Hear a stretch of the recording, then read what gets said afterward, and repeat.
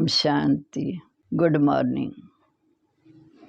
आज हम सुनते हैं 22/9/21 के अनमोल मधुरमा वाक्य। आज बुधवार। प्यारे बाबा हमारी सब मनोकामना सिद्ध करते हैं। बाबा ने कहा, मीठे बच्चे, इस बेहद ड्रामा में तुम्हारा हीरो हीरोइन का पार्ट है, बाप का नहीं। बाप के पास तो सिर्फ पतितों को पान बनाने का हुनर है।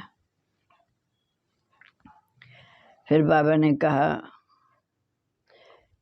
कि जो फर्स्ट प्रिंस श्री कृष्ण है, लास्ट में फिर लास्ट जन्म में वो पतित बन जाते हैं। 84 जन्मों के चक्कर में आके उन्हें पावन बनना है। वह कोई भगवान नहीं है। जो जन्म मरण के चक्कर में आने वाला वो भगवान नहीं है। भगवान तो एवर प्योर है। फिर बाबा ने कहा कि सन्यासी समझते हैं कि घर गृहस्थ में रहकर शांति नहीं मिल सकती, तो घर बार छोड़ जाते हैं। लेकिन बाबा कहते तुम्हारा स्वधर्म ही शांत है। जैसे कहानी बताते हैं कि रानी के गले में हार पड़ा था, फिर ढूंढती थी बार। ऐसे बाबा कहते अपने स्वधर्म में टिक जाओ, शांति तुम्हारे गले का हार है। फिर बाबा ने कहा कि आत्मा विनाशी है। आत्मा शारीरिक कर्म इंद्रियों द्वारा कर्म करती है, जिसके द्वारा तुम्हें पाठ बजाना है। आत्मा ही पति से पावन बनती है, पावन से पतित बनती है। तो बाप आकर इस समय हमें ये सारी बातें समझाते हैं कि पहली आत्मा जब शरीर में प्रवेश करती तो बच्चा, फिर युवा, फिर वृद्ध, फिर वानप्रस्थ, इस प्रकार उनका पाठ चलता है। बाकी मैं बैरिस्टर हूँ, मैं ये हूँ, ये पहले तो आत्ममानी है। बाबा कहते पहले स्वयं को जानो, मैं कौन हूँ। मैं एक चेतन शक्ति आत्मा हूँ। ये मेरा शरीर है। अपने आप को रियलाइज करो। मैं आत्मा 84 जन्म लेती हूँ। अभी बाबा ने समझाया, कभी पहले शूद्र से ब्राह्मण बनेंगे, ब्राह्मण से फिर देवता बनेंगे। तो बाबा कहते ज़्यादा से ज़्यादा तुम्हारे 84 जन्म है। वह 84 लाख कहते हैं, ये भी गलत है, क्योंकि 84 लाख की कोई हिस्ट्री जोग्राफी नहीं है। तो बाबा ने समझा। बाबा कहते मैं खुद कहता हूँ कि मैं इनके अर्थात जो ब्रह्मा तन है, फर्स्ट जन्म श्री कृष्ण है, लास्ट जन्म ब्रह्मा तन, मैं इस तन का आधार लेकर तुम्हें समझाता हूँ। बाकी मैं जन्म नहीं लेता हूँ, मैं इनके तन में प्रवेश होता हूँ। ये भी अपने जन्म को नहीं जानते, मैं इनको समझाता हूँ।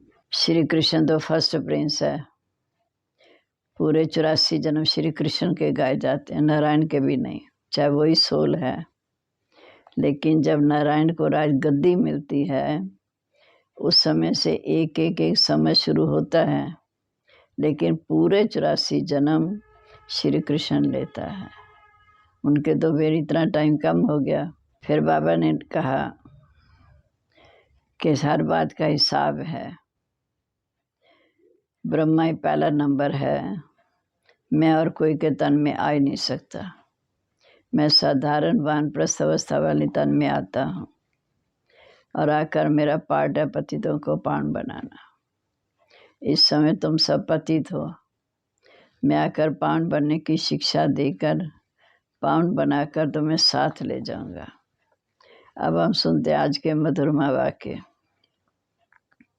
बाबा ने कहा, मीठे बच्चे, इस बेहद के ड्रामा में हीरो हीरोइन का पार्ट तुम्हारा है, बाप का नहीं।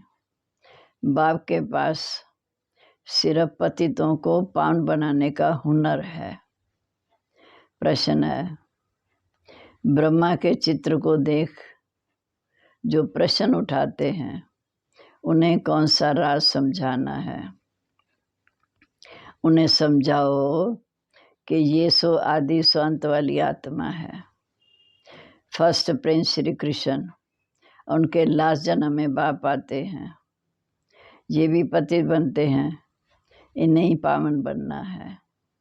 ये कोई भगवान नहीं है, भगवान तो एवर प्योर है, उसने तन का आधार लिया है। गीत है, मुखड़ा देख ले प्राणी दर्पण में। ओम शांति। बाप ने बच्चों को समझाया है कि शांति के लिए कोई बार दर दर धक्का नहीं खाना है। जैसे हठ योगी सन्यासी समझते हैं गृहस्थ व्यवहार में रहते शांति मिल नहीं सकती, शांति जंगल में मिलती है। परंतु बाप समझाते शांति वहाँ भी नहीं मिल सकती। इस पर भी एक कहानी दृष्टांत है कि रानी के गले में हार पड़ा था, ढूंढती थी बार। ऐसे शांति तो तुम्हारे गले में पड़ी है, बार कहाँ ढूंढते हो। बाप आकर समझाते मीठे बच्चे, तुम आत्मा का स्वधर्म ही शांत है। ये शरीर तो तुम्हारी कर्म इंद्रियां हैं, जिससे तुमको पाठ बजाना पड़ता है। आत्मा विनाशी है, आत्मा कोई छोटी बड़ी नहीं होती, न विनाश होती। हाँ, आत्मा पतित बनती है, इसको पति से पावन, पावन से पतित बनना होता है। आत्मा तो पहले बच्चा, फिर किशोर शरीर लेती, फिर युवा, फिर वृद्ध। आत्मा से ही, आत्मा तो एक रस है, शरीर बच्चे से बड़ा बनता है, आत्मा तो एक रस है। पहले पहले तो आत्मा को जानना है। मैं आत्मा बैरिस्टर आदि बनती हूँ, इसको कहा आत्म अभिमानी भव। बाप समझाते बच्चे, अपने को आत्मा समझो, ये मेरा शरीर है। अपने को रियलाइज करो कि मैं मस्तक के बीच चमकती मणि आत्मा हूँ। 84 जन्म भी आत्मा लेती है। अभी बाप ने समझाया कि जो इस समय ब्राह्मण बनते हैं वही फिर जाके देवता बनते हैं। ऐसे भी नहीं कि सब 84 जन्म लेते हैं, कोई पहले आएगा, कोई के 50-100 वर्ष बाद भी आते रहेंगे, कोई के 80-82, कोई के कितने जन्म होंगे। मनुष्यों ने तो 84 लाख जन्म कह दिए, इनसे कोई वह सेटिस्फाइड तो होता नहीं। फिर कह देते कण कण में भगवान। बाबा कहते मैं किसी मनुष्य के तन में नहीं हूँ, इस समय ना मैं मनुष्य के तन में हूँ, ना जानवर पत्थर ठिक्कर कण कण में। बाबा ने समझाया कि मैं शांति धाम करवासी हूँ। नंबर 1 ही लास्ट नंबर में तमो प्रधान बनते हैं। नंबर 1 श्री कृष्ण सोल ही लास्ट में तमो प्रधान बनती। मैं खुद कहता हूँ कि मैं बहुत जन्मों के अंत में साधारण तन में प्रवेश करता हूँ, जिसने पूरे 84 जन्म लिए। वह तो जरूर पतित होगा, पावन तो हो नहीं सकता। बाप खुद कहते हैं पहले नंबर में श्री कृष्ण फर्स्ट प्रिंस, श्री नारायण भी बाद में बनते हैं। जब बड़ा होता तब वह 20-25 वर्ष कम हो जाते हैं। जब संबर होता है तो 20-25 वर्ष 84 जन्मों से कम हो जाते हैं। उनके भी पूरा 84 जन्म लक्ष्मी नारायण के भी नहीं कहेंगे। नंबर 1 है श्री कृष्ण, बाल वो ही फिर संबर के बाद नारायण बनते हैं। परंतु हिसाब तो बच्चों को करना है ना। पूरे 84 जन्म 5000 वर्ष श्री कृष्ण के ही कहेंगे। ये सब बातें बाप बैठ समझाते हैं। बाबा कहते मैं कलब कलब इसी तन में आता हूँ, जिसका आदि से लेकर अंत तक पाठ है, जिसका जीवन सारा अनुभवी है। दूसरे कोई तन में नहीं आ सकता, हिसाब है। ब्रह्मा ही पहला नंबर ठहरा, मैं किसी और तन में कैसे आ सकता हूँ। गाया भी हुआ है, ब्रह्मा द्वारा स्थापना करते हैं। मनुष्य रचता और रचना को नहीं जानते, ये भी ड्रामा में नोंद है। बनी बनाई बन रही, अब कुछ बनी नहीं। चिंता ताकि कीजिए जो अनहोनी हो, जो पहले पाठ बजा वही बजना है। ये सब अभी की बात है, जो होनी है वह होती है, वह पाठ बदल नहीं सकता। आज जो कुछ होता 5000 वर्ष के बाद होगा। 5000 वर्ष पहले भी हुआ था, ऐसा बाबा कहते एकदम लिख दो। फिर भलवा आकर ये पूछे, लिखने में कोई हर्जा नहीं। ये लड़ाई पहले भी लगी थी, नथिंग न्यू। महाभारत की लड़ाई 5000 वर्ष पहले भी हुई थी। क्रिश्चियन ने आकर भारत का राज्य छीना, नथिंग न्यू। फिर कल बाद भी ऐसे होगा। ये वर्ड की सी जो फिर रिपीट होती रहती है। अब फिर से आदि सनातन देवी देवता धर्म की स्थापना हो रही है। जिनके 84 जन्म पूरे हुए वो ही पहले नंबर में लक्ष्मी नारायण बनेंगे। ये सब राज बाप बैठ समझाते हैं। बाप कहते मीठे बच्चे, मैं मनुष्य सृष्टि का बीज रूप हूँ। इनको उल्टा झाड़ कहा जाता है। इस कलप वृक्ष की आयु 5000 वर्ष है। स्वास्तिका में 4 भाग हैं। जैसे देखेंगे युग भी इक्वल है। हर युग 1250 वर्ष का है, उनमें फर्क नहीं पड़ सकता। बाप समझाते, देखो दुनिया में क्या क्या हो रहा है। कोई मून में जाते हैं, चांद तक, कोई आग पर, कोई पानी पर चलना सिखाते हैं। ये सब फालतू है, इससे कुछ फायदा नहीं। मनुष्य पावन बन मुक्ति जीवन मुक्ति में तो जा नहीं सकते। कितना भी भक्ति मार्ग में मेहनत करो, लेकिन मुक्ति जीवन मुक्ति में नहीं जा सकते। आत्मा को अपना घर, बाप का घर भूल गया। आत्मा अपने कोई भूल दे, अभिमानी बन पड़ी है। फिर मंदिरों में जाकर महिमा गाते, आप सर्वगुण संपन्न, 16 कला संपूर्ण, संपूर्ण निर्विकारी। हम नीच हैं, पापी हैं, अपनी गिलानी करते। परंतु बाप तो कभी पुजारी बनता नहीं। अच्छा, फिर सेकंड नंबर में कहेंगे शंकर भी एवर पूज्य है। वह भी पुजारी नहीं बनते कि उनका पाठ यहाँ नहीं है। इस स्टेज पर पाठ है तो ब्रह्मा सो विष्णु का। ब्रह्मा और विष्णु का क्या पाठ है ये दुनिया में किसी को पता नहीं। त्रिमूर्ति ब्रह्मा कह देते, अर्थ कुछ नहीं समझते। ये भी गाते हैं ब्रह्मा द्वारा स्थापना। उधर से आत्मा के लिए कहते हैं, भ्रिकुटी के बीच में चमकता जब सितारा। मैं आत्मा अविनाशी हूँ, शरीर विनाशी। कितने शरीर लेते हैं कुछ पता नहीं। ये भी समझाया कि भारत में जब रावण राज्य शुरू होता तो ऐसे नहीं कि धर्मों में भी रावण राज्य हो गया, क्योंकि और धर्म तो बाद में आते हैं। कोई द्वापर में आता है, कोई अंत में आता है। उनके उसी टाइम के अनुसार 4 वर्ण आते हैं। जब आते हैं पहले सतो प्रधान, फिर सतो रजो तमो बनते हैं। उनको तो अपने समय पर आकर सतो रजो तमो में आना ही है। ये कहानी सारी भारत पर है। वह तो बाई प्लाट है, क्योंकि भारत ही शुरू से अंत तक है। भारत जब तमो प्रधान बन जाता तो सारा झाड़ तमो प्रधान बन जाता। उनको भी सुख दुख भोगना है। झाड़ में नए नए पत्ते निकलते हैं, बड़े शोभनिक होते। नयों को भी फिर सतो रजो तमो में आना है।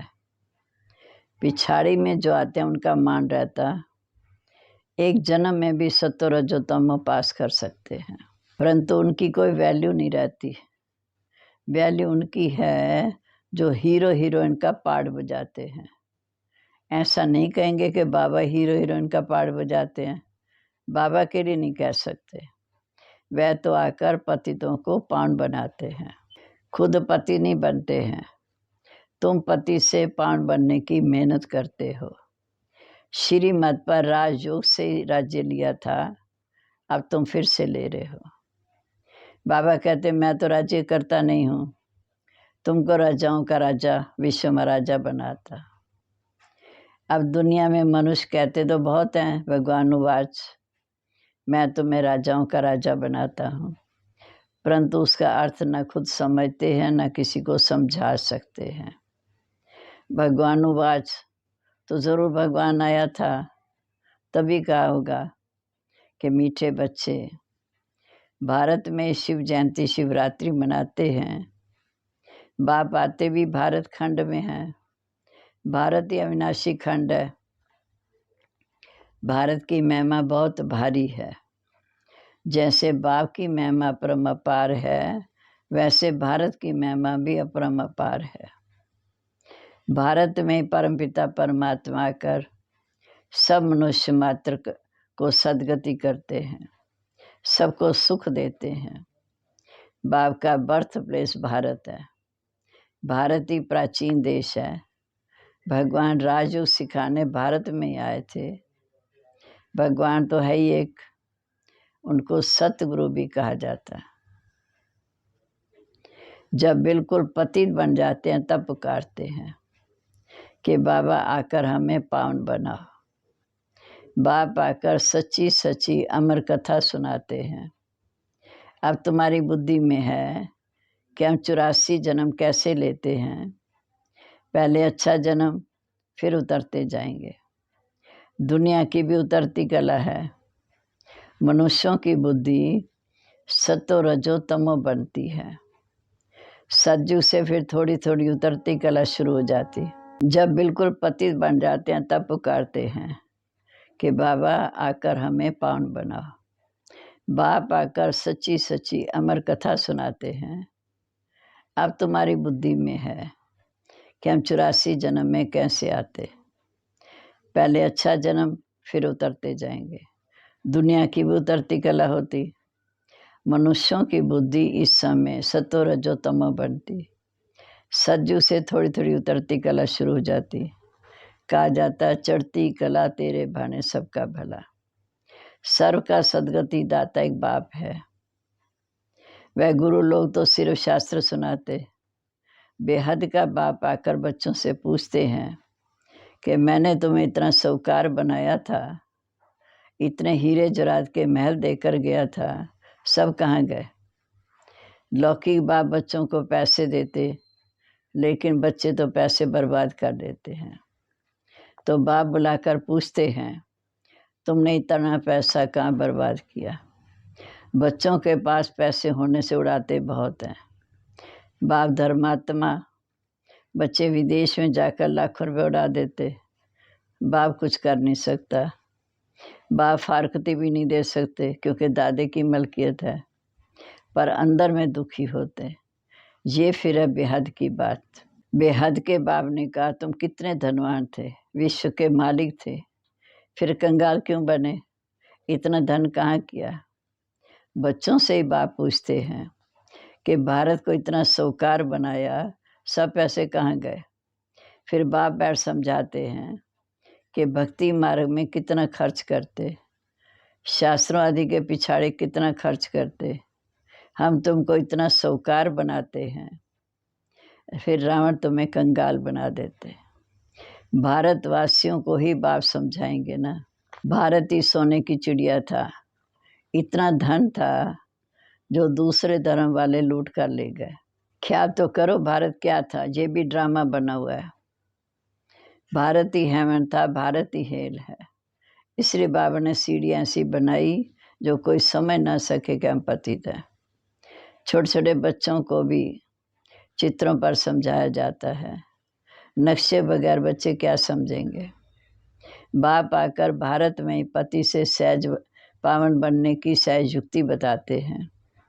सहते सहज है, डिफिकल्ट भी है। सज्जू में रहते हैं देही अभिमानी, आत्म अभिमानी। जब शरीर बड़ा हुआ तो ये चोला छोड़ दूसरा लेना। ऐसे साक्षात्कार हो जाता कि जाकर मैं बच्चा बनूंगा। शरीर छोड़ने से पहले साक्षात्कार हो जाता। पुरानी खाब छोड़ देते। जहाँ कोई मरता तो रोते हैं। सज्जू में खुशी से एक शरीर छोड़ दूसरा लेते हैं। कोई शरीर छोड़ता तो कहते स्वर्ग पधारा, इसका मतलब नरक में था। बाप आते हैं जीवन मुक्ति देने, रावण के बंधन से छुड़ाए जीवन मुक्त करने। बाप कहते मैं कल्प पहले माफिक, तो मैं आकर राजयोग सिखाता हूँ। कल्प कल्प ब्रह्मा के तन में आता हूँ, तुमको भी ब्राह्मण ज़रूर बनना है। यज्ञ में ब्राह्मण तो जरूर चाहिए। ये है रजस अश्वमेघ स्वराज्य के लिए। ये सब अश्व शरीर इसमें सहा हो जाएंगे। आशीष रथ को कहा जाता। आत्माएं हिसाब किताब चुकतू कर घर चली जाएंगी। फिर नए सिर सबका पाठ शुरू होगा। इसको कहा जाता है हिस्ट्री जॉग्राफी मस्ट रिपीट। बाप आते हैं नई दुनिया की स्थापन कर पुरानी दुनिया खलास करने। ये कि महाभारत लड़ाई शास्त्रों में गाई हुई है तो समझाना चाहिए कि इस लड़ाई से स्वर्ग के गेट खुलने हैं। इस इनका ज्ञान शास्त्रों में है। अच्छा, मीठे मीठे सिक्के लदे बच्चों प्रीत, माता पिता बाप दादा का याद प्यार, गुड मॉर्निंग।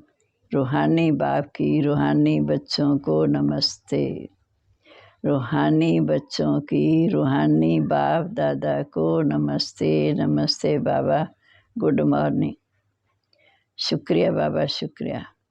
अवधारणा के लिए मुख्य सार। बीती बातों का कभी भी चिंता नहीं करना है।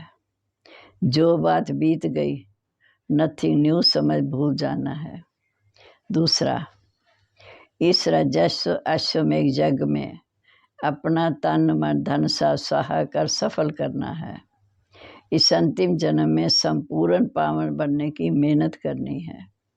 वरदान, मास्टर त्रिकालदर्शी बन हर कर्म युक्ति युक्त करने वाले कर्म बंधन मुक्त भव। मास्टर त्रिकालदर्शी बन हर कर्म युक्ति युक्त करने वाले कर्म बंधन मुक्त भव। जो भी संकल्प बोल व कर्म करते हैं वह मास्टर त्रिकालदर्शी बनकर करो तो कोई भी कर्म व्यर्थ या नर्थ नहीं हो सकता। त्रिकालदर्शी अर्थात साक्षीपन की स्थिति में स्थित होकर कर्मों की गुह्य गति को जानकर हर कर्म इंद्रियों द्वारा कर्म कराओ तो कभी भी कर्म बंधन में नहीं आएंगे। हर कर्म करते कर्म बंधन मुक्त कर्मातीत स्थिति का अनुभव करते रहेंगे। स्लोगन है, जिनके पास हद की इच्छाओं की अविद्या है वह महान संपत्तिवान है। जिनके पास हद की इच्छाओं की अविद्या है वो महान संपत्तिवान है, समान है। मैं हीरो हीरोइन मास्टर त्रिकालदर्शी संपत्तिवान कर्म बंधन मुक्त हूँ। हीरो हीरोइन मास्टर त्रिकालदर्शी संपत्तिवान कर्म बंधन मुक्त हूँ। ओम शांति।